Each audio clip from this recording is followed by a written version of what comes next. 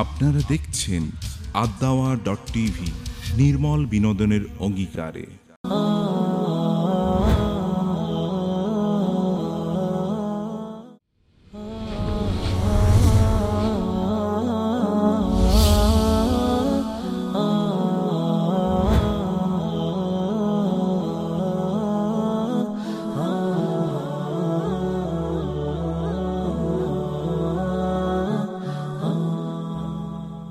আসসালামু আলাইকুম রহমতুল্লাহি ওবারাকাতু। ইন্নাল হামদুলিল্লাহ ওয়াসসালাতু ওয়াসসালামু আলা রাসূলিল্লাহ ওয়া বাদ। প্রিয় দর্শক, এই মুহূর্তে যে যেখান থেকে আমাদেরকে দেখছেন সবাইকে জানাচ্ছি অনেক অনেক মোবারকবাদ। আর সেই সাথে সাদর আমন্ত্রণ জানাচ্ছি আদ-দাওয়া.টিভি এর নিয়মিত প্রশ্নোত্তরমূলক আয়োজন জীবন জিজ্ঞাসায়। অনুষ্ঠানটি প্রিয় দর্শক সরাসরি সম্প্রচারিত হচ্ছে দাওয়া টিভির স্টুডিও থেকে। আপনারা আমাদের কাছে যে কোনো প্রশ্ন করতে ফোন করুন 0293594880 এই নাম্বারে। আলহামদুলিল্লাহ, আপনাদের খেদমতে ফেসবুকেও আমাদের পেজ ওপেন রয়েছে, সেখানেও আপনারা আপনাদের মতামত ব্যক্ত করতে পারেন, প্রশ্ন করতে পারেন। সেজন্য লগ ইন করুন www.facebook.com/dawa-tv-তে। ইউটিউবে আমাদের যে কোনো প্রোগ্রামের আপডেট পেতে লাইক দিন এবং সাবস্ক্রাইব করুন আমাদের চ্যানেল দাওয়া টিভিতে। ইনশাআল্লাহ তাআলা সমস্ত প্রোগ্রামের ভিডিও লিংক সেখানে আপনারা পেয়ে যাবেন। আর আজকে আপনাদের প্রশ্নগুলির কোরআন এবং সুন্নাহের আলোকে সমাধান দেওয়ার জন্য যিনি আমাদের মাঝে উপস্থিত রয়েছেন, আমাদের সকলের শ্রদ্ধেয় ইসলামিক মিডিয়া ব্যক্তিত্ব, বিশিষ্ট ইসলামী চিন্তাবিদ মোহতারাম অধ্যাপক মোহাম্মদ মুখতার আহমেদ। আসসালামু আলাইকুম রাহমাতুল্লাহি ওয়া বারাকাতুহু। ওয়ালাইকুম আসসালাম। মোহতারাম, আপনি কেমন আছেন? আলহামদুলিল্লাহ, আপনি ভালো আছেন? আলহামদুলিল্লাহ। বারাকাল্লাহু ফিকুম। প্রিয় দর্শক, আমরা মোহতারামের কাছে আলোচনায় যাব। তো শুরুতেই আমি দেখতে পাচ্ছি আবুল কাসেম, উনি মালিবাগ থেকে আমাদের কাছে একটি চিঠির মাধ্যমে প্রশ্ন পাঠিয়েছেন। মোহতারাম, উনি লিখেছেন উনি একটি ওয়াজে শুনেছেন, সেখানে একজন ইসলামিক স্কলার আলোচনা করছিলেন যে ইসলামে রাজনীতি বলতে কোনো ইস্তেলাহ বা পরিভাষা নেই। তো রাজনীতি এর সাথে ইসলামের যে শিক্ষা বা যে আদব, আল্লাহ রাসূল সাল্লাল্লাহু আলাইহি ওয়াসাল্লামের পদ্ধতিগত যে কার্যক্রম দাওয়াতি ক্ষেত্রে, সেই দৃষ্টিকোণ থেকে এই প্রেক্ষাপটে কি আলোচনা করবেন, কি দেখছেন আপনি? ইন্নাল হামদুলিল্লাহি ওয়াসসালাতু ওয়াসসালামু আলা রাসূলিল্লাহ ওয়া আলা আলিহি ওয়া আসহাবিহি ওয়া মান ওয়ালা, আম্মা বা'দ। প্রথমত হচ্ছে আমরা যদি রাজনীতি শব্দের অর্থ যদি খুঁজি, বাংলায় যেমন বলা হয় রাজনীতি, এটাকে যদি বলা হয় রাজনীতি মানে হচ্ছে রাজার নীতি অথবা নীতির রাজা, যদি যেভাবেই শব্দটি আমরা ব্যাখ্যা করি না কেন, রাজার নীতি অথবা নীতির রাজা। তাহলে নীতির রাজা আমরা যদি বলি প্রথমে রাজার নীতি, তাহলে রাজার যে নীতিগুলো হবে এই নীতিগুলো কি ইসলাম নির্ধারণ করে দেবে না? রাজার নীতিগুলো কি ইসলাম নির্ধারণ করে দেবে না? জি। মুসলিমদের মধ্যেই কোথাও রাজা নেই? আগে কি কখনো রাজা ছিল না? হযরত মুয়াবিয়া রাদিয়াল্লাহু তাআলা আনহুকে তো আরবের রাজা বলা হতো, তাই না? রাজত্বের যে কিংডম যেটাকে বলা হয়, রাজত্বের যে সিস্টেম, এটা তো মুয়াবিয়া রাদিয়াল্লাহু তাআলা মানে ইসলামিক খেলাফত থেকে একটু বের হয়ে এসে নতুন একটা সিস্টেমের তৈরি করতে হতো। মুয়াবিয়া রাদিয়াল্লাহু তাআলা আনহু, মুয়াবিয়া রাদিয়াল্লাহু তাআলা গোটা শাসন ব্যবস্থা ইসলামী শরীয়তের উপর ছিল, 100% ছিল, 100% মুয়াবিয়া রাদিয়াল্লাহু তাআলা শাসন ব্যবস্থা ইসলামী শরীয়তের উপর ভিত্তিশীল ছিল। তো এটি কি সেভাবে চলেনি? এবং পরবর্তীতে আরও বিভিন্ন জায়গায় কিন্তু ইসলামের এই সুলতানাত এটি কিন্তু প্রতিষ্ঠিত ছিল, খেলাফত প্রতিষ্ঠিত ছিল না, সুলতানাত প্রতিষ্ঠিত ছিল। সেখানে কিন্তু ইসলামী শরীয়ত এবং রাজারা যে নিয়মগুলো নীতিমালাগুলো তারা ব্যবহার করতেন, সেগুলো এভাবে পরিচালিত ছিল। এটা প্রথম কথা। 2 নম্বর কথা হচ্ছে, রাজা বলতে যদি আমরা রাষ্ট্র যারা পরিচালনা করে তাদেরকে বোঝাই, মানে রাজা বলতে রাজা শব্দ ঠিক রাজা অর্থে না ব্যবহার করে যদি রাষ্ট্র পরিচালনার কথা আমরা ব্যবহার করি, তাহলে রাসূল সাল্লাল্লাহু আলাইহি ওয়াসাল্লাম কি রাষ্ট্র পরিচালনা করেননি? নিশ্চয়ই তিনি মদিনায় গিয়ে কি রাষ্ট্র পরিচালনার জন্য তাকে কি দায়িত্ব দেওয়া হয়নি? মদিনার সনদ যেটি করা হয়েছে ইহুদিদের সাথে এবং মদিনার যে সকল অন্যান্য গোত্রের লোকেরা আছে এবং মুসলিমরা, তারা সকলে মিলে যে চুক্তিটি করলেন, যেটাকে মদিনার সনদ হিসেবে আমরা জানি বা চার্টার অফ মদিনা হিসেবে যেটা আমরা জানি, সেখানে তো রাসূলুল্লাহ সাল্লাল্লাহু আলাইহি ওয়াসাল্লামকে চুক্তির মধ্যেই এটি কথা যে মুহাম্মদ সাল্লাল্লাহু আলাইহি ওয়াসাল্লাম হবেন মদিনার প্রেসিডেন্ট, মানে তিনি মদিনার রাষ্ট্রটি পরিচালনা করবেন। তিনি কি মদিনার রাষ্ট্র পরিচালনা করেছেন ইসলামের বাহিরে একটি শব্দ দিয়েও? রাষ্ট্র পরিচালনার ক্ষেত্রে কি তার শরীয়তের বিষয় ছিল না, ইসলাম ছিল না? 3 নম্বর হচ্ছে, আমরা হযরত আবু বকর, ওমর, ওসমান, আলী রাদিয়াল্লাহু তাআলা আনহুম আজমাইন, তারা যে রাষ্ট্র পরিচালনা করেছেন, যে বিশাল রাষ্ট্র পরিচালনা করেছেন হযরত আবু বকর, হযরত ওমর রাদিয়াল্লাহু তাআলা আনহু, এরকম রাষ্ট্রের অস্তিত্ব তো এই পৃথিবীতে এখন নেই। এত বিশাল বড় রাষ্ট্র তিনি পরিচালনা করেছেন। তো সেই রাষ্ট্র পরিচালনা করতে গিয়ে ওমর রাদিয়াল্লাহু তাআলা আনহু কি ইসলাম থেকে এতটুকু বিচ্যুত হয়েছেন তিনি? না। তাহলে তো আমরা যদি বলি রাজার নীতির প্রশ্ন যদি বলি এখানে, বা রাজার নীতি বা রাজার যে আইন, সে আইনের কথা তো ইসলামে রয়েছে। ২ নম্বর বিষয় যেটি, তা হচ্ছে আমরা কোরআন দিকে যদি তাকাই, তাহলে হযরত ইউসুফ আলাইহিস সালাতু ওয়াস সালাম তিনি নিজেই বলেছেন যে আপনি আমাকে কি করুন, এই যে আপনি যে রাজত্ব চালাচ্ছেন, মানে তৎকালীন মিশরের তৎকালীন যে রাজা, তাকে তিনি উল্লেখ করে লক্ষ্য করে বলেছেন যে ইজআলনি আলা খাজাইনিল আরদি, আমাকে আপনি ফাইন্যান্স মিনিস্টার বা ডিজাস্টার মিনিস্টার বা ফুড মিনিস্টার, যে কোনো ধরেন অর্থ রিলেটেড এবং এই দুর্যোগ ব্যবস্থাপনা অথবা খাদ্য দুর্যোগ ব্যবস্থাপনা, এখনকার মন্ত্রণালয় কিন্তু খাদ্য দুর্যোগ ব্যবস্থাপনা মিলে একটা মন্ত্রণালয়, কিন্তু ফুড অ্যান্ড ডিজাস্টার মিনিস্টার বাংলাদেশে এরকম আছে। সেখানে কি তিনি দায়িত্ব নেননি? তাহলে নবী তো এই দায়িত্ব নিয়েছেন, এটা প্রমাণ আছে। যুলকারনাইন আলাইহিস সালাতু ওয়াস সালাম সম্পর্কে কি বলা আছে কোরআনে, যে ওয়া আতাইনাহু মিন কুল্লি শাইইন সাবাবা, তাকে দুনিয়ার রাজত্ব দেওয়া হয়েছিল। তিনি কি দুনিয়ার রাজত্ব তিনি করেননি? হযরত সুলাইমান আলাইহিস সালাতু, দাউদ আলাইহিস সালাতু ওয়াস সালাম, তারা কি রাজত্ব মেনটেন করেননি? শুধু কি তাই, হযরত সুলাইমান আলাইহিস সালাতু ওয়াস সালাম যখন বিলকিসের কাছে, শেবার রানী, এখানে তো আসলে বিলকিস শব্দ কোরআনে নাই, আমরা এটা ইতিহাসে পাই। শেবার রানীর কাছে যখন তিনি দুধ পাঠান, তখন ওই দুধের সামনে তখন শেবার রানী কিছু না বলে, বরং তার যে প্রাইম মিনিস্টার, তার যে মিনিস্টার আছে, মিনিস্টারদেরকে নিয়ে তিনি বসেছেন না, বসে মিনিস্টারদের সাথে তিনি আলোচনা করলেন যে এরকম একটা চিঠি এসেছে, এখন তো আমাদের কি করা উচিত বলে। তখন তারা বলে যে কিছু উপঢৌকন, কিছু পুরস্কার পাঠিয়ে দেন, তাইলে হবে। তখন তিনি বললেন যে আসলে তোমরা বিষয়টা বুঝতে পারো না, এটা পুরস্কারের সাথে সম্পর্কিত না, ভালো করে সিদ্ধান্ত নাও। ইন্নাল মুলুকা ইযা দাখালু কারিয়াতান আফসাদুহা ওয়া জাআলু আইজ্জাতা আহলিহা আযিল্লা। এটা মনে রাখো, ইন্নাল মুলুকা, রাজারা, ইন্নাল মুলুকা মালিক, রাজারা যখন কোনো দেশে প্রবেশ করে, তখন তারা কি করে, ওইখানকার বিভিন্ন জিনিসপত্রকে তারা একেবারে চূর্ণ বিচূর্ণ করে দেয়, এবং সেখানে যারা সম্মানিত তাদেরকে অসম্মানিত করে। অতএব আমাদেরকে বলো যে আমাদের কি করা দরকার, কারণ একটা চিঠি এসছে, ইন্নাহু মিন সুলাইমান ও ইন্নাহু বিসমিল্লাহির রহমানির রহিম, এটা সূরার নামে এই ঘটনাটি বর্ণিত আছে। সেখানে কি তিনি তা ছিলেন না? সেখানে তো তিনি তা ছিলেন। সুলাইমান আলাইহিস সালাম, দাউদ আলাইহিস সালাতু ওয়াস সালাম, ফাফাহামনাহা সুলাইমানা ওয়া কুন্না আতাইনাহু হুকমান ওয়া ইলমা। এবং আল্লাহ রাসূলুল্লাহ সাল্লাল্লাহু আলাইহি ওয়াসাল্লাম নিজে বলেছেন যে সুলাইমান আলাইহিস সালাতু ওয়াস সালাম আল্লাহর কাছে দোয়া করেছিলেন যে রব্বি আকাদ আতাইতানি মিনাল মুলকি, যে হে আল্লাহ, আমাকে এমন রাজত্ব দিন যে রাজত্ব অন্য কাউকে আপনি মালাম তো আহাদাম মিনাল আলামিন, যার এমন রাজত্ব আপনি কাউকে দেননি, এরকম রাজত্ব আপনি আমাকে দান করুন। হয়তো আর রাসূল সাল্লাল্লাহু আলাইহি ওয়াসাল্লাম বলেছেন, সুলাইমান আমার ভাই, সুলাইমান যদি এই দোয়া না করতো, তাহলে আমি হয়তো এরকম রাজত্বের কথা বলতাম যে আমাকে এরকম বিশাল বড় একটা রাজত্ব প্রদান করা হোক। যদি সুলাইমান এই দোয়া করেছে, আমি আর কাউকে দিইনি। তার মানে রাজার নীতির কথা আমরা বলছি, যে রাজত্ব, রাজা, এটা কিন্তু ইতিহাসে প্রমাণ আছে যে নবী রাসূলরাও তারা কোরআন দ্বারা প্রমাণিত নবী রাসূলরা কাজ করেছেন। এবং মুসলিম স্কলাররা যুগে যুগে, আপনার শাইখুল ইসলাম ইবনে তাইমিয়ার একটা বই আছে, সিয়াসা শরঈয়া, আর সিয়াসা শরিয়া, শরিয়া রাজনীতি, ইবনে সিনার একটা বই আছে, বইয়ের নাম হচ্ছে, কিতাবের নাম হচ্ছে সিয়াসা, রাজনীতি। আমি এরকম আরো অনেক গ্রন্থের নাম বলতে পারি, যেটা মুসলিম স্কলাররা যুগে যুগে তারা এই গ্রন্থগুলো তারা তৈরি করেছেন। তো মুহতারাম, আপনি বলতে যাচ্ছেন যে অবশ্যই ইসলামী মূলধারায় বা মূলনীতিতে এটা অবশ্যই রয়েছে। আমি যদি বলি যে রাজার নীতি যদি বলি, আর যদি বলি নীতির রাজা, রাজনীতি মানে হচ্ছে নীতির রাজা, যদি বাংলায় আমরা যদি এটাকে আপনার বাগধারাতে যদি এটা রূপান্তর করি, তাহলে নীতির রাজা মানে সবচেয়ে ভালো নীতি। ইসলাম ছাড়া সবচেয়ে ভালো নীতি আপনি কোথায় পাবেন? আর কোথাও কি আছে?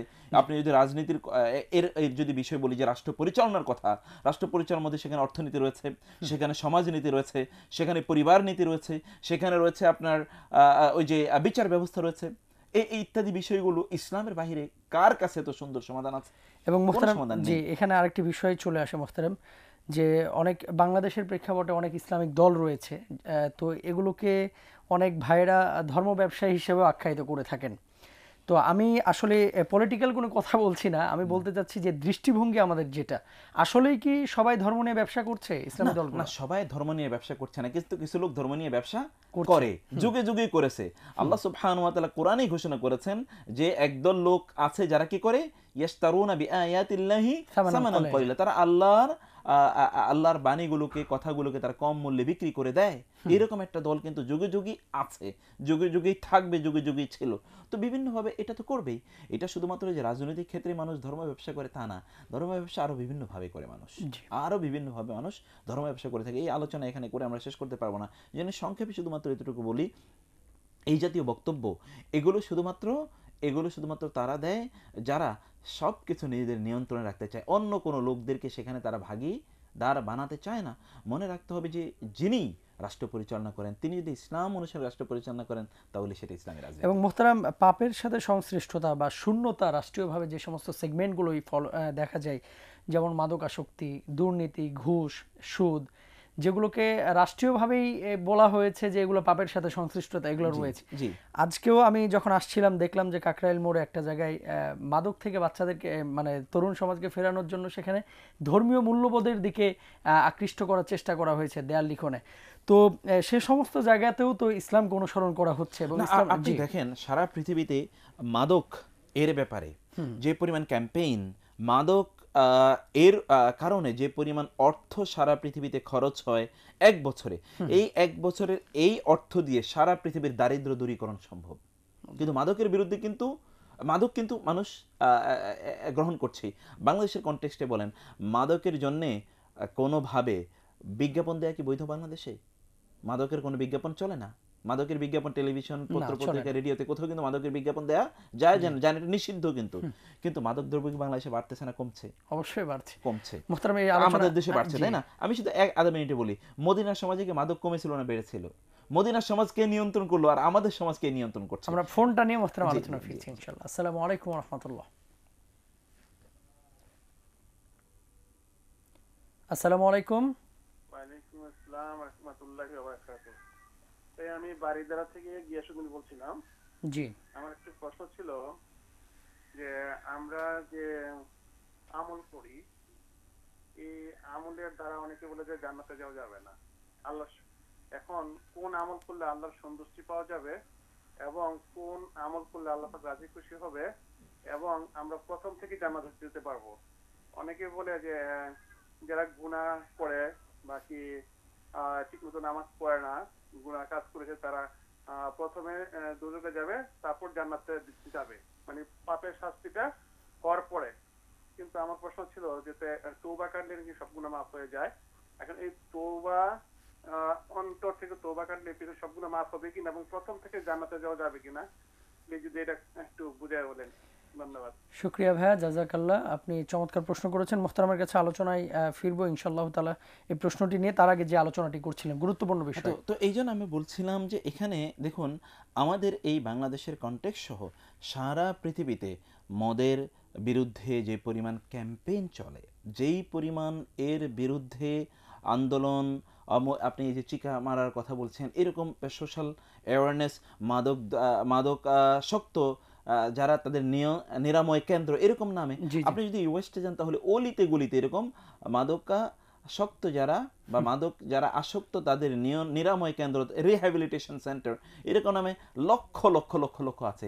কিন্তু মাদকের ব্যবহার কমছে না, বাড়ছে, প্রতি মুহূর্তে বাড়ছে। কিন্তু আমি আপনি কোনো ক্যাম্পেইনের কারণে কি আমি বিরত থাকছি? আপনি কি বিরত থাকছেন? ক্যাম্পেইনের কারণে আমি আপনি বিরত নই। কিসের কারণে বিরত? আহকামের কারণে, শরিয়ার নির্দেশের কারণে, দ্বীনের ইসলামের নির্দেশের কারণে কিন্তু আমরা বিরত থাকি। রমাদান মাসে আমরা যখন রোজা রাখি, তখন পৃথিবীর কোনো সিসি ক্যামেরা কি আমাদেরকে দেখছে? নিশ্চয়ই না। কোনো সিসি ক্যামেরা দেখছে? কোনো পুলিশ আমাদেরকে, কোনো মিলিটারি, কোনো বিডিআর, কোনো আর্মি, ইত্যাদি এই কেউ কি আমাদেরকে নিয়ন্ত্রণ করছে? কেউ তো আমাদেরকে দেখছে না। কিন্তু তাহলে আমরা কেন সারাটা দিন রোজা রাখছি, কিচ্ছু খাচ্ছি না? অনেক সুযোগ সুবিধা থাকার পরেও কিন্তু আমরা খাচ্ছি না। কারণ কি? কারণ হচ্ছে ডিভাইন ফিয়ার, আল্লাহ সুবহানাহু ওয়া তাআলা ভয়। আল্লাহর ভয় এটাই শুধুমাত্র মানুষকে অপরাধ থেকে বিরত রাখতে পারে, আর কোনো অবস্থা না। আর না হয় আমি পুলিশের সামনে অপরাধ করব না, পুলিশকে যখন আমি অতিক্রম করব তখনই আমরা অপরাধ করবো। যেমন দেখুন, আপনি বাংলাদেশে ঢাকার শহরের কথা বলছি, ট্রাফিক সিগন্যালগুলো মানুষ যখন ট্রাফিক দাঁড়িয়ে থাকে, ট্রাফিক পুলিশ দাঁড়িয়ে থাকে, তখন সে সিগন্যাল মানে। আর ট্রাফিক পুলিশ চারিদিকে যদি না থাকে তখন কি সে সিগন্যাল মানে না, সে কিন্তু চলে যায়। তার মানে পুলিশের সামনে বা আইন প্রয়োগকারী সংস্থার সামনে মানুষ শুধুমাত্র আইন পালন করে, এর বাইরে তারা আইন পালন করতে চায় না। তারা ঘরের মধ্যে আইন পালন করে না, তারা একা যখন থাকে, যখন কেউ তাদেরকে দেখে না, তখন আইন পালন তারা করে না। কিন্তু রমাদানে আইন পালন করে কার? তারা। সেখানে কোন পুলিশ তাদেরকে, কোন বিডিআর, কোন আর্মি তাদেরকে নিয়ন্ত্রণ করছে? কোন শাসন, কোন প্রশাসন তাদেরকে নিয়ন্ত্রণ করছে? কোন বিজ্ঞাপনের কারণে গোটা রমাদান জুড়ে মানুষ দিন একটুও খায় না? তার মানে হচ্ছে মানুষকে যদি নিয়ন্ত্রণ করতে হয়, অপরাধ প্রবণতা থেকে যদি মানুষকে বাঁচাতে হয়, তাহলে একটাই মাত্র সেখানে অস্ত্র আছে, সেই অস্ত্রটা হচ্ছে শরীয়ত, দ্বীন, ইসলাম। এইটা ছাড়ার কোনো অস্ত্র নাই।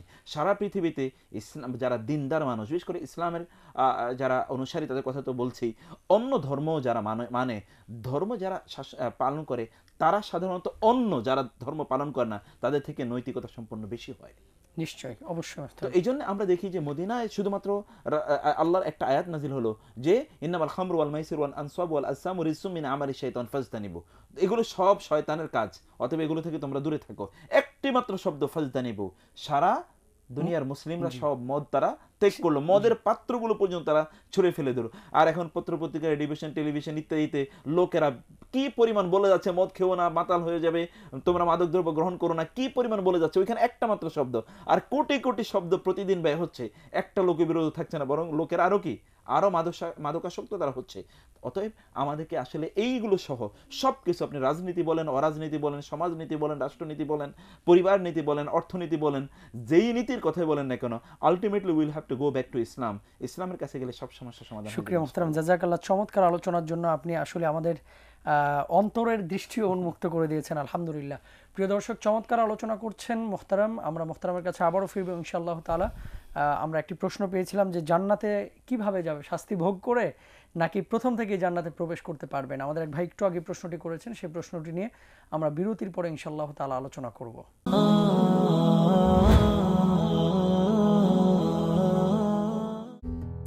সারা দেশে বিভিন্ন জায়গায় হামদর্দের স্বাস্থ্য সেবা ও বিক্রয় কেন্দ্র রয়েছে। সারা বাংলাদেশের মানুষের স্বাস্থ্য সেবায় হামদর্দ। হামদর্দ আপনার সেবায়। সবাইকে স্বাগত জানাচ্ছি আহায়েদ জাতীয় জুনিয়র বিতর্ক প্রতিযোগিতা 2016। আজকে বিনিয়োগ করে মানুষ বেশি, আজকে অর্থনৈতিকভাবে ডেভেলপমেন্ট করবে মানুষ।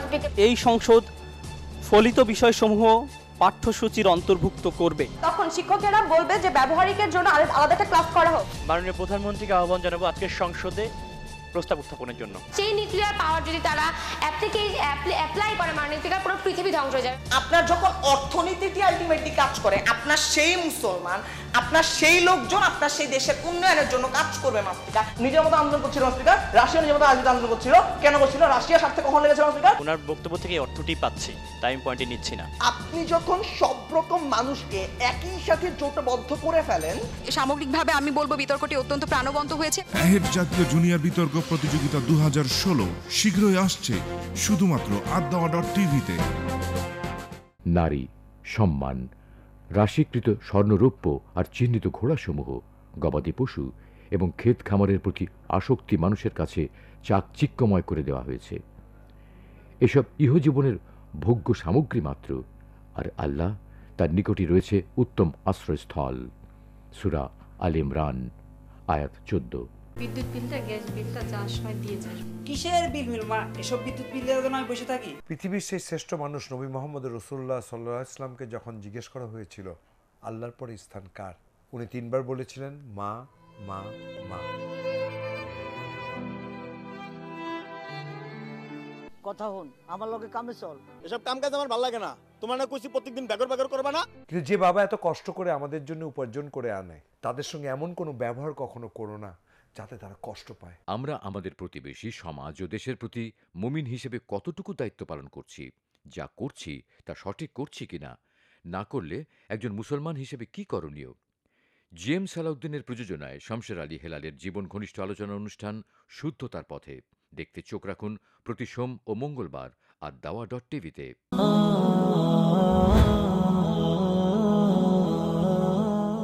আলহামদুলিল্লাহ, বিরতির পরে প্রিয় দর্শক আবারও সবাইকে আহলান সাহলান জানাচ্ছি আপনাদের প্রিয় অনুষ্ঠান জীবন জিজ্ঞাসায়। অনুষ্ঠানটি সরাসরি সম্প্রচারিত হচ্ছে।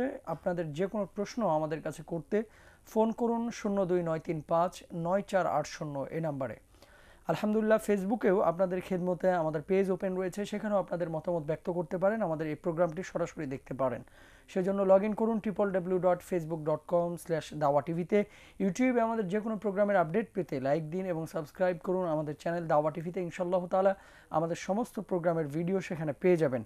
আমরা মোহতারামের কাছে ফিরে যাচ্ছি। মোহতারাম চমৎকার আলোচনা করছেন জীবন ঘনিষ্ঠ বিষয় নিয়ে। মোহতারাম, বিরতির আগে এক ভাই প্রশ্ন করলেন যে আমলের দ্বারা জান্নাতে যাওয়া যাবে না আল্লাহ তাআলার সন্তুষ্টি ছাড়া।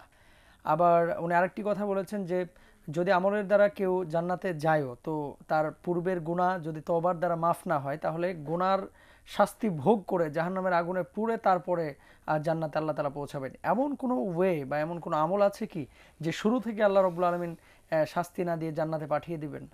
হ্যাঁ না, এখানে তো খুবই গুরুত্বপূর্ণ প্রথম যে বিষয় উনি বলেছেন যে আল্লাহর অনুগ্রহ ছাড়া জান্নাতে যাওয়া যাবে না, এটা তো একেবারেই বিশুদ্ধ কথা। আল্লাহ রাসূল সাল্লাল্লাহু আলাইহি ওয়াসাল্লাম নিজে বলেছেন যে ইন্নাহু লা ইউদখিলু আহাদাকুম আমালুহু আল জান্নাহ, এটা বুখারী এবং মুসলিমের বর্ণনা, যে তোমাদের কাউকে তার আমল জান্নাতে পৌঁছাতে পারবে না।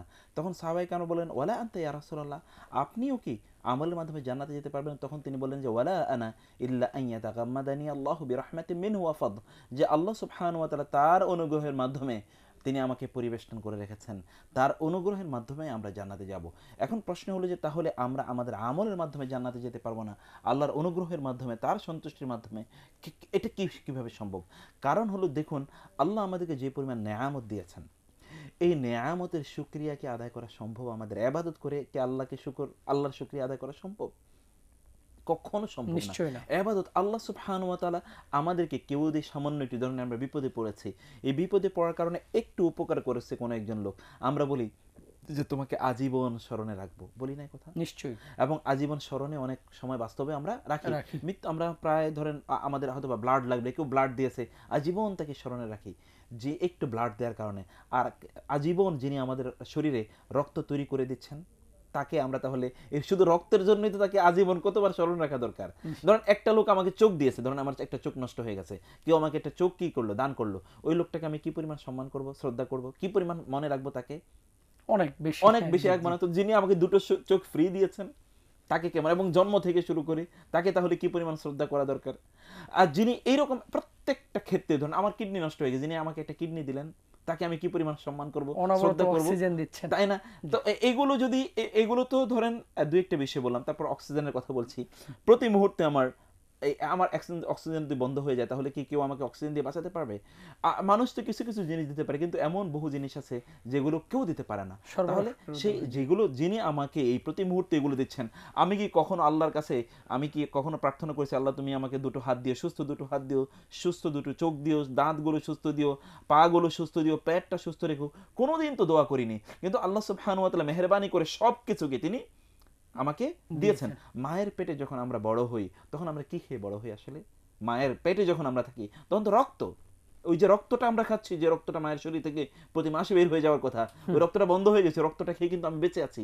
কে আমার মধ্যে এই রক্তটা ঢুকিয়ে দিল? কে এই চ্যানেল তৈরি করে দিল তুমি রক্ত খেয়ে বাঁচবে? নাহলে আমার খাদ্য কি ওইখানে? আমার তো কোনো খাবার নাই ওইখানে, কে আমাকে খাদ্য দিল? সেখানে আমি তো অন্য কোনোভাবে কোনো ইয়ে আমি নিতে পারছি না, কোনো চ্যানেলে সেখানে আমি খাবার ঢুকাতে পারছি না, আমার পেশাব পায়খানা সেখানে কোথায় যাচ্ছে?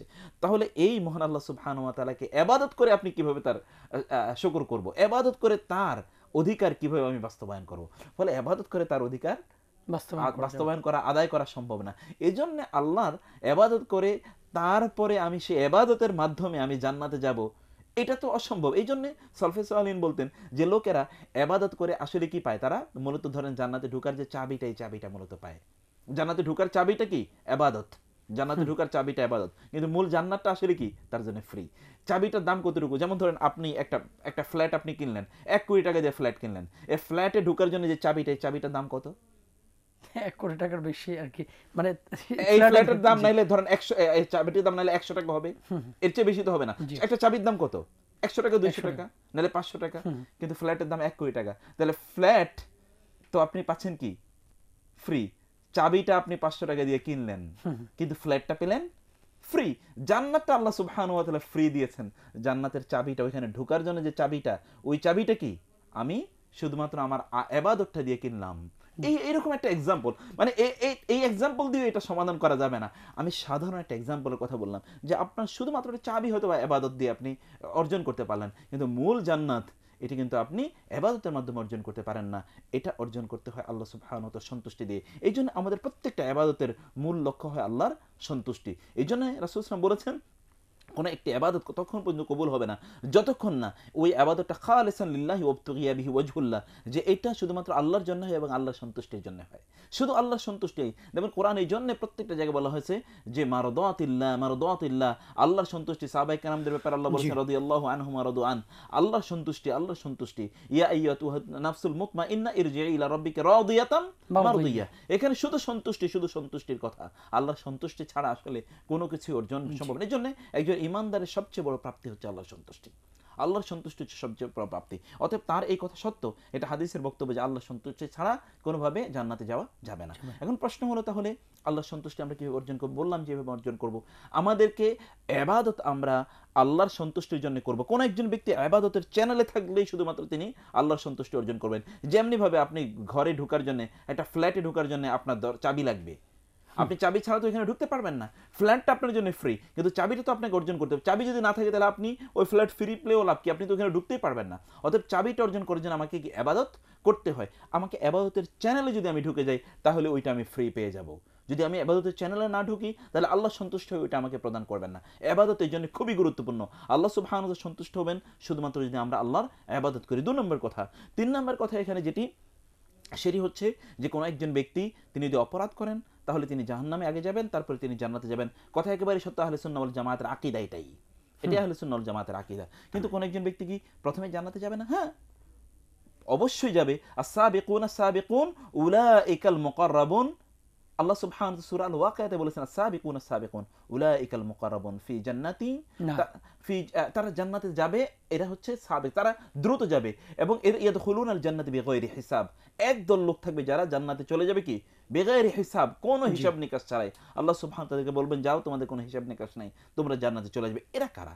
এই সকল লোকগুলো সত্যিকার অর্থে তারা যারা শিরক মুক্ত ইবাদত করে মহান আল্লাহ সুবহানাহু ওয়া তাআলার প্রতি তাদের যে দায়িত্ব, শরীয়ত যাদেরকে যেভাবে জীবন যাপন করতে বলেছে এভাবে তারা জীবন যাপন করেছে। 1 নম্বর কথা। 2 নম্বর কথা হচ্ছে তাদের মানুষ কিন্তু যেই কোনো অবস্থায় হোক না কেন মানুষের কিছু ত্রুটি বিচ্যুতি অপরাধ হয়েই থাকবে। কারণ আল্লাহ সুবহানাহু ওয়া তাআলা যেভাবে তাকে কাজ করতে বলেছেন সেভাবে প্রত্যেকটা মানুষ সেভাবে কাজ করতে পারে না, তার কিছু ত্রুটি বিচ্যুতি থাকে। ইভেন দেখুন নবী রাসূলরাও কিন্তু কোথাও কোথাও ভুল করেছে। হযরত ইউসুফ আলাইহিস সালাতু ওয়াস সালাম বলেছেন যে ওয়ালাকাদ হাম্মাত বিহি ওয়া হাম্মা বিহা লাউলা আল রাআ বুরহান রাব্বি। হযরত ইউসুফ আলাইহিস সালাতু ওয়াস সালাম কিন্তু তিনিও কিন্তু এখানে শয়তানের ধোকায় পড়ে যাওয়ার একটা উপক্রম ছিল। তিনি বলেন ওয়াহাম্মা বিহি লাউলা ওয়াহাম্মা বিহা লাউলা আর রাআ বুরহান রাব্বি, আল্লাহর বুরহান নিদর্শন যদি তিনি না দেখতেন তাহলেও কিন্তু ওই ওয়ালাকাদ হাম্মাদ বিহি, ওই নারী যেরকম তাকে নিয়ে আগ্রহ দেখিয়েছিল তার ওইরকম একটা অবস্থা তৈরি হয়ে যেত। তখন এই জন্য হযরত ঈসা আলাইহিস সালাম বলেছেন ইন্নান নাফসা লাআম্মারাতুম বিসসুই ইল্লা মান রাহিমা রাব্বি, যে আল্লাহ যাকে অনুগ্রহ করে সে ছাড়া আর প্রত্যেকটা ব্যক্তিকেই তার নফস তাই কিন্তু খারাপ কাজে তাকে আদেশ দিয়ে থাকে, খারাপ কাজে তাকে উদ্বুদ্ধ করে থাকে। মানুষ কিন্তু খারাপ কাজে উদ্বুদ্ধ হয়ে যায়, মানুষ অপরাধ করে। আল্লাহ সুবহানাহু ওয়া তাআলা রাসূলের ব্যাপারে বলেছেন আবাসা ওয়া তাওয়াল্লা আন জাআহুল আমা, কি হলো আপনার আপনি ভ্রুকুটি করছেন কেন? আপনার কাছে একজন অন্ধ এসেছে এই জন্যে? রাসূলুল্লাহ সাল্লাল্লাহু আলাইহি ওয়াসাল্লাম তারপরে তিনি কি করেছেন? এই জন্যে রাসূলুল্লাহ সাল্লাল্লাহু আলাইহি ওয়াসাল্লাম পরবর্তীতে তিনি লজ্জিত হয়েছেন এবং তিনি তার কর্মপদ্ধতিকে তিনি সংশোধন করেছেন। যুগে যুগে এটা করেছে। হযরত মুসা আলাইহিস সালাতু ওয়াস সালাম এক কিপ্তিকে তো থাপ্পড় দিয়ে মেরেই ফেলেছেন।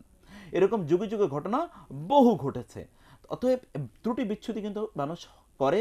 নবী রাসূলরা তারা তারা ত্রুটি করেছেন, যে ভুল করেছেন, কিন্তু এই ভুলগুলো তাদের অধিকাংশ ভুলগুলো তাদের ইচ্ছাকৃত ছিল না, অনিচ্ছাকৃত ছিল। যেমন আল্লাহ সুবহানাহু ওয়া তাআলা আদম আলাইহিস সালাতু ওয়াস সালাম সম্পর্কে বলেছেন যে ওয়ালাকাদ আহিদনা ইলা আদম মিন ক্বাবলু ফানাসিয়া ওয়া লাম নাজিদ লাহু আজমা, এর আগে আমি আদমের কাছ থেকে একটা অঙ্গীকার নিয়েছিলাম যে সেই গাছের ফল খাবে না, কিন্তু তিনি কি করেছেন?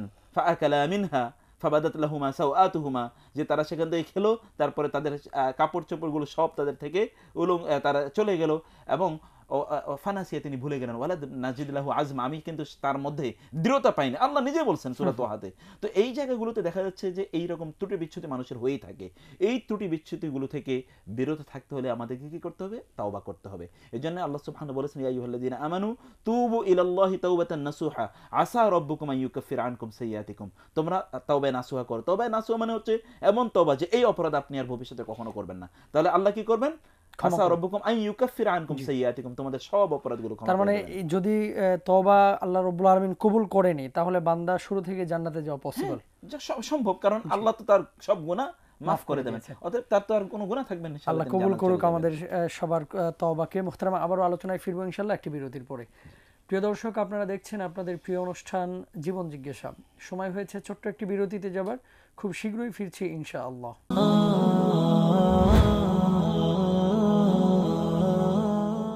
সবাইকে স্বাগত জানাচ্ছি আহায়েত জাতীয় জুনিয়র বিতর্ক প্রতিযোগিতা 2016। আজকে বিনিয়োগ করার মানুষরা বেশি আজকে অর্থনৈতিকভাবে ডেভেলপমেন্ট করবে মানুষকে। এই সংসদ ফলিত বিষয়সমূহ পাঠ্যসূচির অন্তর্ভুক্ত করবে। তখন শিক্ষকেরা বলবে যে ব্যবহারিকের জন্য আলাদা একটা ক্লাস করা হোক। মাননীয় প্রধানমন্ত্রীকে আহ্বান জানাবো আজকের সংসদে প্রস্তাব উত্থাপনের জন্য। সেই নিউক্লিয়ার পাওয়ার যদি তারা অ্যাপ্লাই করে মাননীয় স্পিকার, পুরো পৃথিবী ধ্বংস হয়ে যাবে। আপনার যখন অর্থনীতিটি আলটিমেটলি কাজ করে, আপনার সেই মুসলমান, আপনার সেই লোকজন আপনার সেই দেশের উন্নয়নের জন্য কাজ করবে মাফিকা। নিজের মতো আন্দোলন করছিল মাফিকা, রাশিয়া নিজের মতো আয়োজিত আন্দোলন করছিল, কেন করছিল? রাশিয়ার স্বার্থে কখন লেগেছে মাফিকা? ওনার বক্তব্য থেকে অর্থটি পাচ্ছি, তাই আমি পয়েন্টে নিচ্ছি না। আপনি যখন সব রকম মানুষকে একই সাথে জোটবদ্ধ করে ফেলেন, সামগ্রিকভাবে আমি বলবো বিতর্কটি অত্যন্ত প্রাণবন্ত হয়েছে। অ্যাহেড জাতীয় জুনিয়র বিতর্ক প্রতিযোগিতা 2016 শীঘ্রই আসছে শুধুমাত্র addawa.tv-তে।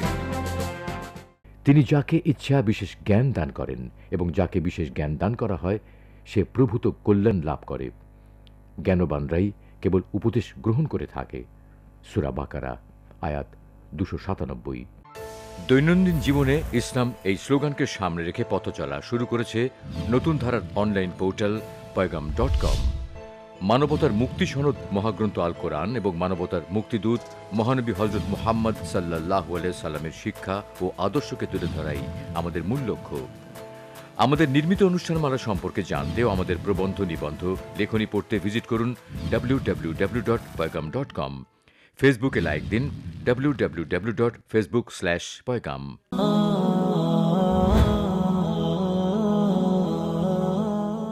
আলহামদুলিল্লাহ, বিরতির পরে প্রিয় দর্শক আবারও সবাইকে আহলান সাহলান জানাচ্ছি আপনাদের প্রিয় অনুষ্ঠান জীবন জিজ্ঞাসায়। অনুষ্ঠানটি সরাসরি সম্প্রচারিত হচ্ছে দাওয়া টিভির স্টুডিও থেকে। আপনারা আমাদের কাছে যে কোনো প্রশ্ন করতে ফোন করুন 029359480 এই নাম্বারে। ফেসবুকেও অনুষ্ঠানটি সরাসরি দেখা যাচ্ছে, সেখানেও আপনারা আপনাদের মতামত ব্যক্ত করতে পারেন, প্রশ্ন করতে পারেন। সেজন্য লগ ইন করুন www.facebook.com/dawatv-তে। ইউটিউবে আমাদের যে কোনো প্রোগ্রামের আপডেট পেতে লাইক দিন এবং সাবস্ক্রাইব করুন দাওয়া টিভিতে। ইনশাআল্লাহ তাআলা সমস্ত প্রোগ্রামের তথ্য আপনারা সেখানে পেয়ে যাবেন। মোহতারাম চমৎকার আলোচনা করছেন। আমরা মোহতারামের কাছে নেক্সট আরও একটি প্রশ্ন নিয়ে যাচ্ছি। মোহতারাম, আমাদের এক ভাই কামাল হুসাইন রামপুরা থেকে প্রশ্ন পাঠিয়েছেন। উনি লিখেছেন, আল্লাহ রাসূল সাল্লাল্লাহু আলাইহি ওয়াসাল্লাম নারী এবং পুরুষের পোশাকের ব্যাপারে কি দিক নির্দেশনা দিয়েছেন? খুবই ভালো কথা। আমরা এই প্রশ্নটা আসবে মোহতারাম একটি ফোন নেওয়ার পরে ইনশাআল্লাহ। আসসালামু আলাইকুম ওয়া রাহমাতুল্লাহ। ওয়ালাইকুম আসসালাম ওয়া রাহমাতুল্লাহ। জি, আমরা শুনতে পাচ্ছি। ভাই আমি সৌদি আরব থেকে বলতেছি। আসসালামু আলাইকুম ওয়া বারাকাতুহু। ওয়ালাইকুম আসসালাম। আমি সৌদি আরব থেকে বলতেছি শামসুদ্দিন। জি, আপনার প্রশ্নটা বলেন। আমার প্রশ্ন হয়েছে এই আপনার ডিসেম্বরের 9 তারিখে আমার একটা ছেলে হয়েছে। জি। এই নাম রাখছি আমি আবু বকর সিদ্দিক। জি। যে আমাদের সাহাবার নাম অনুকরণ করে। তো এখন ওই পুরো নামটা কি ডাকা যাবে না শুধু আবু বকর ডাকলে চলবে? আচ্ছা, আর কোনো প্রশ্ন আছে ভাইয়া?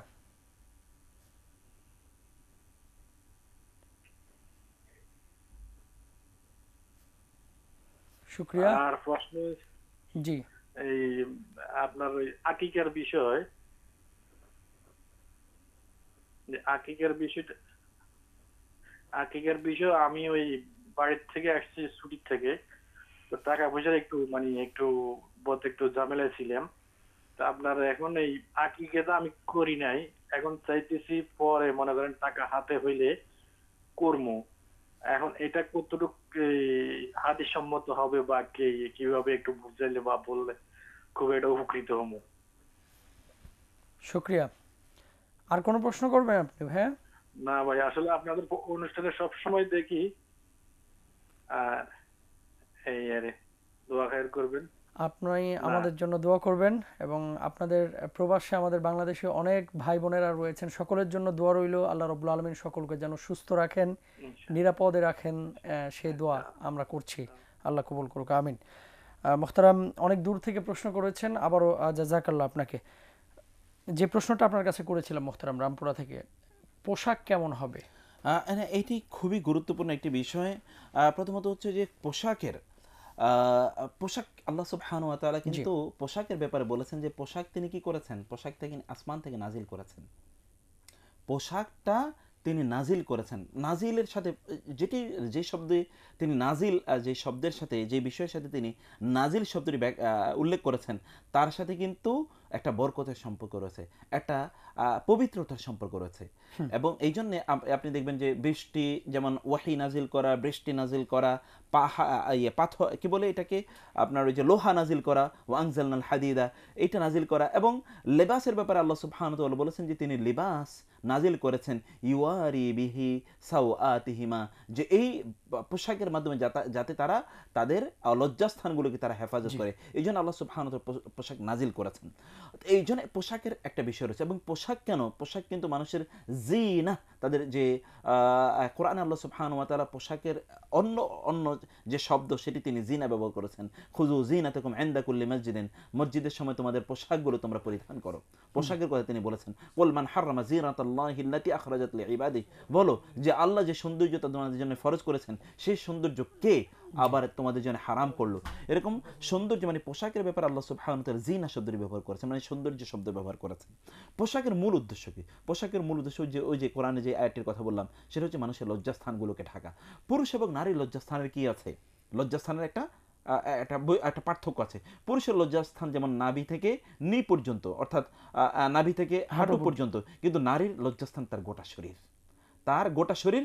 ইল্লা মা যহারা মিনহা ওয়ালা ইউবদিনা মিন জিনাতিহিন্না ইল্লা মা যহারা মিনহা, যে তারা তাদের সৌন্দর্যগুলো প্রকাশ করবে না। সৌন্দর্য কিন্তু আল্লাহ বলেছেন সৌন্দর্যগুলো মানে তার গোটা শরীর সৌন্দর্যের অংশ, অতএব সে প্রকাশ করবে না যেটি ন্যাচারালি প্রকাশ পায়। ন্যাচারালি মধ্যে হযরত আলী রাদিয়াল্লাহু তাআলা সহ সাহাবায়ে কেরামের একদল বলেছেন সেটা হচ্ছে তার মুখ এবং তার হাতের এই যে কবজি পর্যন্ত। আর গোটা শরীর, ইভেন তার চুল, ইভেন তার পায়ের আঙ্গুল, পায়ের নখ, এগুলো সবকিছু কিন্তু সৌন্দর্যের অন্তর্ভুক্ত। অতএব এগুলো সবই হচ্ছে তার আওরা, এগুলোকে ঢেকে রাখতে হবে। কারণ আল্লাহ সুবহানাহু বলেছেন যে এগুলোর মাধ্যমে তারা কি করবে? তারা তাদের আওরাতিহিমা সাওআতিহিমা, তাদের সাওআত, তাদের আওরাত, এগুলো তারা কি করবে? এগুলো তারা ঢেকে রাখবে। অতএব পোশাকের প্রথম যে শর্ত, এই প্রথম শর্তটা হচ্ছে পোশাক তার যে লজ্জাস্থানগুলো, তার যে সৌন্দর্যগুলো সেগুলোকে ঢেকে রাখবে, এগুলোকে প্রকাশ করবে না। এটা হচ্ছে প্রথম বক্তব্য। 2 নম্বর বক্তব্য হচ্ছে এগুলো প্রকাশ করে ফেলে এমন কোনো পোশাক সে পরিধান করবে না। যেমন ধরুন আপনি এর একটা উদাহরণ হতে পারে, যেমন তিনি এমন পোশাক পরলেন যে 8-60 পোশাক পরলেন, শরীরের সাথে একেবারে লেগে আছে, তাহলে তার শরীরের বিভিন্ন সৌন্দর্যগুলো, এটা পুরুষেরও বিভিন্ন সৌন্দর্য আছে, নারীরও বিভিন্ন সৌন্দর্য আছে, নারীর সৌন্দর্য অনেক বেশি। তো এই সৌন্দর্যগুলো যদি প্রকাশিত হয় তার মানে হচ্ছে তার পোশাকের যে মূল উদ্দেশ্য, আল্লাহ যে কারণে পোশাক নাজিল করেছেন সেই কারণটি এখানে, সেই লক্ষ্যটি এখানে ঠিক থাকলো না, লক্ষ্যটি এখানে নষ্ট হয়ে গেল। 3 নম্বরে যে বিষয়টি, তা হচ্ছে যেমন তিনি পোশাক পরলেন ট্রান্সপারেন্ট মানে পাতলা, তাহলে পাতলা পোশাক পরার কারণে তার শরীরে কি বিভিন্ন অঙ্গ প্রত্যঙ্গগুলো বোঝা যায়, তার মানে তার সৌন্দর্য ঢেকে থাকলো না। এখানে এরপরে যে বিষয়টি, তিনি হচ্ছেন এমন পোশাক পরলেন, শর্ট পোশাক পরলেন, শর্ট পোশাক পরার কারণে তাহলে তার শরীরে বিভিন্ন অঙ্গ প্রত্যঙ্গগুলো কোনোভাবে ঢেকে থাকলো না, এগুলো তখন প্রকাশিত হয়ে গেল এবং পোশাকের যে মূল লক্ষ্য উদ্দেশ্য এটা ব্যাহত হলো। এটা এরপরে যে কথাটি বলতে চাই তা হলো যে পোশাক এমন পোশাক তিনি পরবেন না যেই পোশাকটা তার আইডেন্টিটির সাথে কনফ্লিক্ট করে। যেমন ধরুন আমার এবং আপনার একটা আইডেন্টিটি আছে, এই আইডেন্টিটির কারণে আমরা এক ধরনের পোশাক পরি, আইডেন্টিটির কারণে একটা পোশাক পরি না। যেমন মসজিদের যিনি ইমাম সাহেবের একটা আইডেন্টিটি থাকার কারণে তিনি কি করছেন, তিনি টুপি, তিনি মাথায় তিনি জুব্বা পরছেন, তিনি অথবা পাঞ্জাবি পরছেন, তিনি তারপরে কি দাঁড়িয়ে আছে, তারপরে তিনি ইমামতি করছেন জুমার নামাজে। বাংলাদেশের কনটেক্সটে বলি, একেবারে ক্লিন শেপ, মাথায় টুপি নাই, শার্ট প্যান্ট পরে একজন লোক যদি জুমার নামাজে ইমামতি করতে দাঁড়ায় তাহলে কোনো লোক তাকে নামাজ পড়তে দেবে? নিশ্চয়ই না, দেবে না। এটা এখানকার কনটেক্সট। আপনি হয়তোবা ইয়েতে গেলে, ওই যে মিশরে গেলে হয়তো ভিন্ন চিত্র দেখতে পারেন, বা তুরস্কে গেলে ভিন্ন চিত্র দেখতে পারেন, কিন্তু বাংলাদেশে কি এটা আপনার সম্ভব? এটা কেউ করতে পারে? তার মানে হচ্ছে এটারও কি একটা আবেদন আছে, এটার একটা স্থান কাল পাত্র আছে। সেজন্য বলছি এখানে পোশাকের যে একটা আবেদন, পোশাকের যে একটা চাহিদা, পোশাকের যে একটা উদ্দেশ্য এবং লক্ষ্য, সেই লক্ষ্য এবং উদ্দেশ্য যাতে কোনোভাবে রহিত না হয়। আপনার যে আইডেন্টিটি আছে এই আইডেন্টিটি যাতে পোশাক কোনোভাবে কনফ্লিক্ট না করে। যেমন আপনার অফিসে আপনি যেখানে চাকরি করেন সেখানে কিন্তু আপনার একটা ড্রেস কোড আছে, স্কুল কলেজ ইউনিভার্সিটিতে একটা নিশ্চয়ই একটা ড্রেস কোড আছে, ওই ড্রেস পরেই তাকে স্কুলে স্টুডেন্টদেরকে অথবা শিক্ষকদেরকে সেখানে যেতে হয়, এর বাইরে কিন্তু সেখানে তিনি যেতে পারেন না। তেমনিভাবে মুসলমানদের একটা ড্রেস কোড আল্লাহ রাসূল সাল্লাল্লাহু আলাইহি ওয়াসাল্লাম আমাদেরকে জানিয়ে দিয়েছেন, এক ধরনের ড্রেস কোড, সেই ড্রেস কোডটা তাকে অবশ্যই মেনটেন করতে হবে, অন্য ধর্মের ড্রেস কোডের সাথে যাতে এটা কোনোভাবে কনফ্লিক্ট না করে। যেমন আপনি খ্রিস্টানদের একটা ড্রেস কোড আছে, তারা কি এখানে একটা ক্রস বা ক্রুশ তারা পরে থাকে। ইহুদিদের একটা ড্রেস কোড আছে, তারা মাথার একেবারে মধ্যখানে ছোট্ট একটা টুপি পরে। হিন্দুদের একটা ড্রেস কোড আছে, তারা ওই যে এটাকে কি বলে, ধুতি তারা পরে। আপনি বৌদ্ধদের একটা ড্রেস কোড আছে, বৌদ্ধরা কিন্তু একেবারে ভয়ঙ্কর হলুদ টাইপের চাদরের মতো করে তারা কাপড় পরে। জি। এরা কিন্তু এক এক দলের এক একটা কি ড্রেস কোড আমরা দেখছি। যেমন হিন্দুদের আরেকটা ড্রেস কোড, তারা কিন্তু মাথায় সিঁদুর দেয়। এইরকম ড্রেস কোড বিভিন্ন জনের আছে। অতএব আপনি কি সেরকম ড্রেস কোড মেনটেন ব্যবহার করতে পারবেন? তাহলে আপনার আইডেন্টিটি নিয়েই কনফ্লিক্ট হবে। এই জন্য রাসূলুল্লাহ বলেছেন, মান তাশাব্বাহা বিকওমিন ফাহুয়া মিনহুম। কেউ যদি অন্য কোনো জাতির ড্রেস ব্যবহার করে তাহলে সে তাদের অন্তর্ভুক্ত হলো। কেউ যদি অন্য কোনো জাতির কৃষ্টি কালচার ব্যবহার করলো, তাদের সভ্যতা তার ব্যবহার করলো, তাদের যে নিজস্ব ধর্মীয় যে সকল সিম্বলগুলো আছে এগুলো সে ব্যবহার করলে, তাহলে সে তাদের অন্তর্ভুক্ত হয়ে গেল। আমরা আমাদের নিজস্ব একটা ড্রেস কোড আছে। সে ড্রেস কোড এই যে এতক্ষণ যেগুলো বললাম স্পেসিফিক্যালি একেবারে পাঞ্জাবি নয়, স্পেসিফিক্যালি একেবারে শার্টও নয়, কিন্তু ওদের যেটা ড্রেস কোড একেবারে স্পেসিফিক, সেটা যাতে আমরা কোনোভাবে ব্যবহার না করতে পারি। এটা হলো এই ক্ষেত্রে আরেকটা পয়েন্ট। আরেকটা পয়েন্ট হলো এই ক্ষেত্রে খুবই গুরুত্বপূর্ণ, তা হচ্ছে মেল এবং ফিমেলের ড্রেস কিন্তু ইসলাম আলাদা করেছে। মেল এবং ফিমেলের ড্রেস ইসলাম আলাদা করেছে। অতএব যেটা সামাজিকভাবে মেইলের জন্য যেটা ড্রেস হিসাবে পরিচিত, মেইলের জন্য পুরুষদের জন্য, সামাজিকভাবে ফিমেলদের মহিলাদের জন্য যেটা ড্রেস হিসাবে কালচারালি যেটা প্রতিষ্ঠিত, এর বিপরীত তিনি যদি ড্রেস পরেন তাহলে কি হবে? তাহলে এখানে কনফ্লিক্ট, তার আইডেন্টিটি নিয়ে ক্রাইসিস। যেমন ধরেন ছেলেরা এখন শাড়ি পরে ঘোরা শুরু করলো, মেয়েরা শার্ট পরে ঘোরা শুরু করলো। এখন আপনি পিছন থেকে শার্ট পরলেই তো আপনি মনে করেন ও এটা ছেলে, কিন্তু আসলে সামনে গিয়ে দেখবেন আসলে তিনি আসলে মেয়ে। তো ফলে এই রকম কাজগুলো ড্রেস কোডের ক্ষেত্রে এই মূল নীতিগুলো মানুষকে মেইনটেইন করা লাগে। শুকরিয়া মোহতারাম, একটি ফোন নেওয়ার চেষ্টা করছি। জি জি। আসসালামু আলাইকুম ওয়া রাহমাতুল্লাহ। ওয়া আলাইকুম আসসালাম, আমি বসুন্ধরা থেকে আহমদ বলছি। জি। আমার প্রশ্নটা হচ্ছে আমার আম্মুর পক্ষ থেকে। আমার আম্মুর মানে ওনার কথা হলো যে মহিলাদের তো চুল পরপুরুষ দেখা নিষেধ, তো অনেক সময় চুল পড়ে যায়, চুল আঁচড়ানোর সময় বা অনেক সময় চুল পড়ে মহিলাদের। তো এই সময় আসলে এই চুলগুলোকে কি করা যায়? এটা তো বাইরে ফেলে দিলে মহিলা মানে পরপুরুষরা দেখতে পারবে, তো এটার জন্য কি করা যায় এটাই আর কি। শুকরিয়া ভাই, আপনি আমাদের সঙ্গেই থাকুন, আমরা বিষয়টি নিয়ে ইনশাআল্লাহ তাআলা মুহতারামের কাছে যাচ্ছি, আমরা আলোচনা করব, আপনি আমাদের সঙ্গেই থাকুন। মুহতারাম চমৎকার আলোচনা করেছেন, আর কিছু বলবেন সে বিষয়ে? না, তো এই ক্ষেত্রে এই জন্য আমাদেরকে ড্রেসের ক্ষেত্রে একটা পরিশীলিত একটা মন মানসিকতা, একটা শুদ্ধ মন মানসিকতা। আর সাধারণত আমি বলি ওলামায়ে কেরামরা প্রেফার করেন মুসলমানদের ড্রেসটা সাদা হোক। ওলামায়ে কেরামরা প্রেফার করেন ইভেন শিশুদের ড্রেসটা কেমন হবে এই ব্যাপারে ওলামায়ে কেরামরা বিশাল একটা ঐক্যমত আছে যে শিশুদের ড্রেসটা যাতে সাদা হয়। সাদার মধ্যে একটা শুভ্রতা আছে, শুভ্রতার মধ্যে রাসূল সাল্লাল্লাহু আলাইহি ওয়াসাল্লাম এর সবচেয়ে প্রিয় রং, পোশাকের সবচেয়ে প্রিয় রং ছিল কি? সাদা এবং সবুজ। এটি তিনি মেনটেন করতেন। অতএব এই সাদাটা, এটা তার শুভ্রতা, সাদার কিন্তু একটা প্রভাব আছে, প্রত্যেকটা রঙের কিন্তু একটা কি আছে, একটা প্রভাব আছে। এই সাদা রংটা তার জন্য একটা শুভ্রতা তৈরি করে। সাদা রংটা বেহেশতি মানুষের রং, সাদা এবং সবুজ হবে, এটা আমরা জানি তাদের পোশাকের রং। তো সেই জন্য এখানে এইরকম পোশাক হয় মুসলমানদের জন্য শুকরিয়া মুহতারাম, বাঞ্ছনীয়, এটাই তারা করা উচিত। জাযাকাল্লাহ চমৎকার আলোচনার জন্য। মুহতারাম, একটু আগে আমাদের এক ভাই সুদূর সৌদি আরব থেকে প্রশ্নটি করেছেন। ডিসেম্বরে ছেলে হয়েছে আলহামদুলিল্লাহ, ছেলের নাম রেখেছেন আবু বকর সিদ্দিক। এখন পুরো নামটাই রাখতে হবে নাকি আবু বকর বলে ডাকলে কোনো সমস্যা না, আবু বকরও তিনি বলতে পারেন। আবু বকর সিদ্দিক তো স্পেসিফিক্যালি আবু বকর সিদ্দিক রাদিয়াল্লাহু তাআলা আনহু প্রথম খলিফা, তার জন্য এটা নির্ধারিত সিদ্দিক, এটা তার টাইটেল। এই টাইটেল আল্লাহর পক্ষ থেকে দেয়া, এটা কিন্তু শুধু রাসূলের পক্ষ থেকে দেয়া না, আল্লাহর পক্ষ থেকে জিবরিল আলাইহিস সালাতু ওয়াস সালাম এই টাইটেল নিয়ে এসেছেন। অতএব এটা হযরত আবু বকর রাদিয়াল্লাহু তাআলা আনহুর স্পেশাল একটা টাইটেল। কিন্তু তারপরে লোকেরা মানুষ সন্তানদের নাম আবু বকর রাদিয়াল্লাহু তাআলা আনহুর সেই উপনামের মাধ্যমে রাখতে পারে যাতে তার একটা প্রভাব এদের জীবনে পড়ে। জায়েজ আছে, তিনি শুধু আবু বকর বলতে পারেন, আবু বকর সিদ্দিকও বলতে পারেন। শুকরিয়া মুহতারাম, আকিকার বিষয়টা নিয়ে আমরা বিরতির পরে ইনশাআল্লাহ তাআলা আলোচনা করব। প্রিয় দর্শক, আপনারা দেখছেন আপনাদের প্রিয় অনুষ্ঠান জীবন জিজ্ঞাসা। সময় হয়েছে ছোট্ট একটি বিরতিতে যাবার, বিরতির পরে ইনশাআল্লাহ তাআলা আমরা আবারও ফিরছি।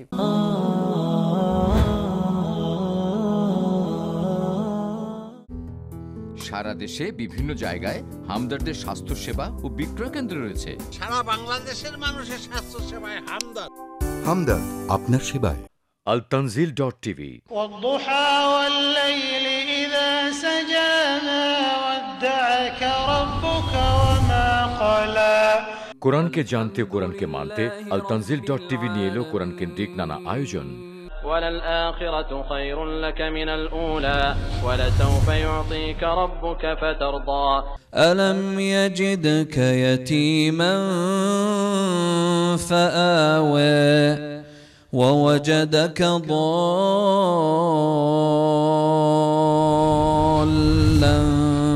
فهدى ووجدك عائلا فأغنى فأما اليتيم فلا تقهر وأما السائل فلا تنهر وأما بنعمة ربك فحدث মহাগ্রন্থ আল কোরআনকে সঠিকভাবে অনুধাবন এবং কোরআন নির্দেশিত জীবন বিধানকে বাস্তবায়নের লক্ষ্যেই যাত্রা শুরু করেছে আল তানজিল .tv। কোরআন পড়ুন, কোরআন বুঝুন, সেই আলোকে জীবন গড়ুন। আল তানজিল .tv, কোরআনের বাংলা চ্যানেল। বলুন, হে রাসূল, তোমরা যদি আল্লাহকে ভালোবাসতে চাও তবে আমাকে অনুসরণ করো, তাহলে আল্লাহ তোমাদেরকে ভালোবাসবেন এবং তোমাদের অপরাধ ক্ষমা করবেন। আল্লাহ অত্যন্ত ক্ষমাশীল, পরম দয়ালু। সূরা আল ইমরান, আয়াত ৩১।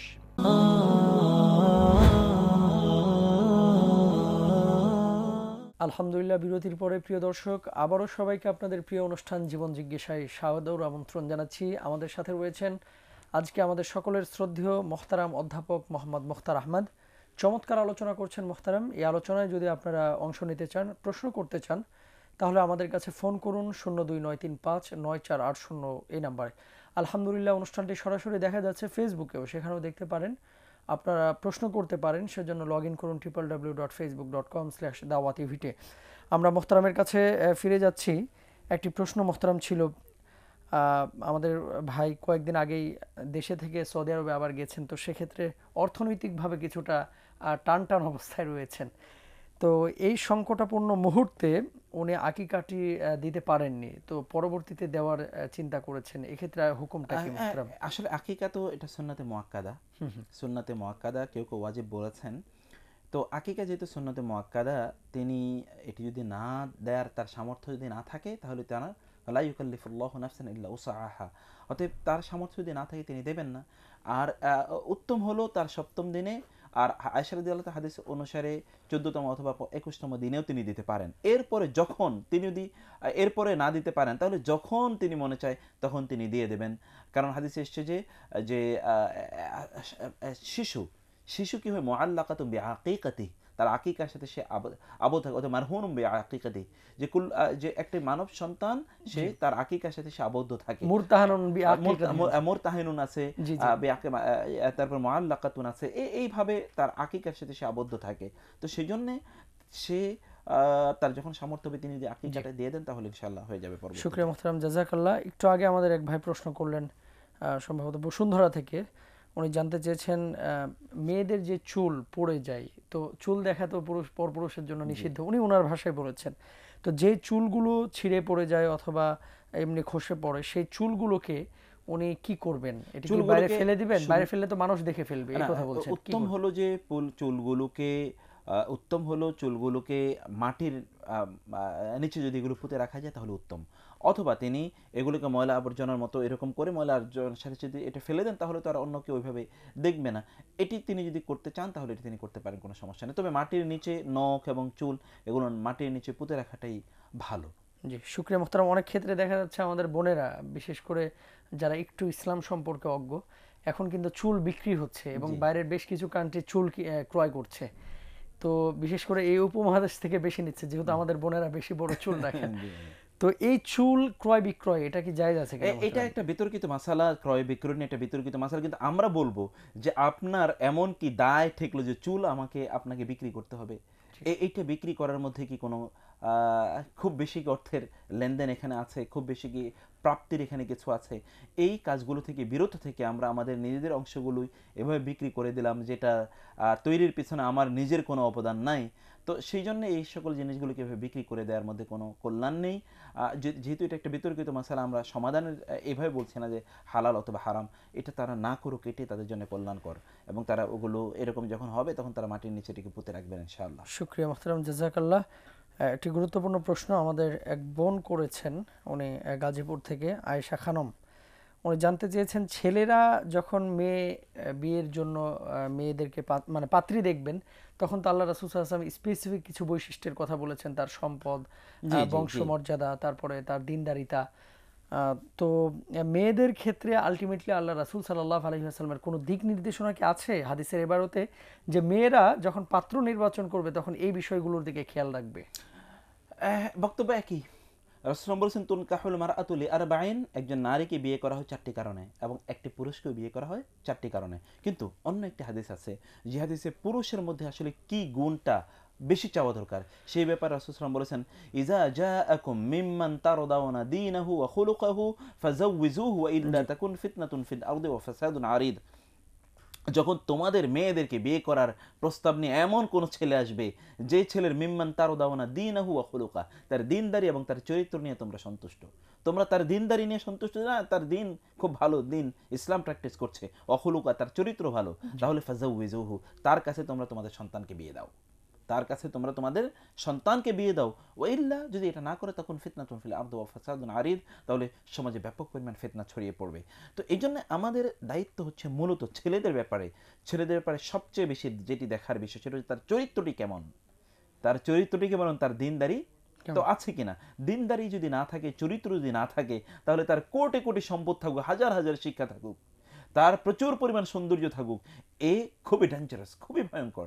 সে হবে ওই আপনার কন্যা সন্তান অথবা আপনার মেয়ে অথবা আপনার বোন, আপনার যাকেই সে বিয়ে করুক না কেন, দেখা যাবে কি পরবর্তীতে খালা, আপনার ফুফু, যাকেই সে বিয়ে করুক না কেন, পরবর্তীতে সে তার সৌন্দর্যের কারণে, সৌন্দর্যের গর্ভে অথবা অহংকারে, তার সম্পদের গর্বে অহংকারে, তার শিক্ষার গর্বে অহংকারে, তার বংশমর্যাদা ইত্যাদি গর্বে অহংকারে সে আরও কয়েকজন নারীকে সে বিয়ে করবে, বহু নারী এরকম সর্বনাশ করবে, সে তার স্ত্রীকে সে সেভাবে সম্মান, মর্যাদা ইত্যাদি তার প্রতি দায়িত্ব যা আছে এগুলো সে পালন করবে না।